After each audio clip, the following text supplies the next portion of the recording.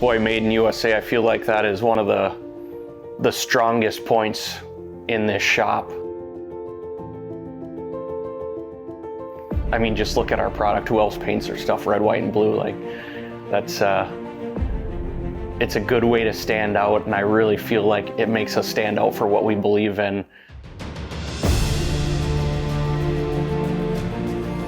We've really gone out of our way to try and use USA-made products. Like the grapples, for instance, the motors are made in the US, the slewing bearing, they're made in Oklahoma.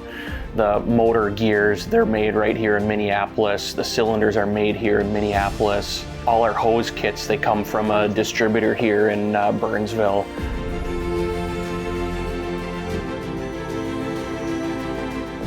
We've tried to keep as much stuff local as we can.